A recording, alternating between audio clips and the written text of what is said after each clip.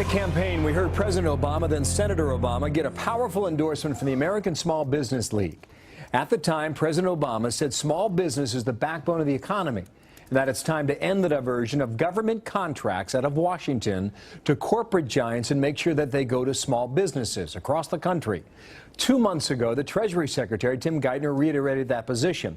My guest today says the president has not only not lived up to that promise, but Lloyd Chapman, the American Small Business League's president, says the president lied. Lloyd, good morning. Your words, and you're ticked off. Good morning, Bill. You gave money to the Obama campaign. At one time, your endorsement was put on his website. I mentioned you're ticked off. Explain yourself. Well, you know, I have been fighting the government for 7 years to try to stop them from giving government small business contracts to Fortune 500 companies and even some of the biggest companies in Europe. And so when President Obama promised to help us with that issue, we endorsed him. I donated money to his campaign. I used to get up at 4:30 in the morning and do radio shows all across the country campaigning for him. I met him. I talked to him about this. I thought the problem was going to be over. And as soon as he got elected, he actually changed his website to make it look like he never made that statement. That so you say he's not fulfilling his word in the campaign. He's not fulfilling the word that he announced sometime in the last 100 days. Where's the proof that corporate America is getting the stimulus money out of Washington and not small business? I'm glad you asked that question, Bill. There's been 15 federal investigations that found that Fortune 500 corporations are in fact the recipients of most federal small business contracts.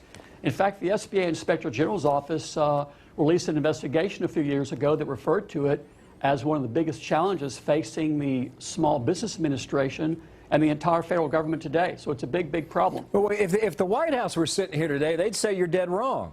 They'd say we're putting $730 million from stimulus dollars towards small business to lower lending. They'd say we're putting $15 billion from Treasury into loans to help small businesses like yourself. And you respond how? Well, they're wrong. They're wrong. That money is really not going to small businesses. You can talk to any small business out there in America and ask them.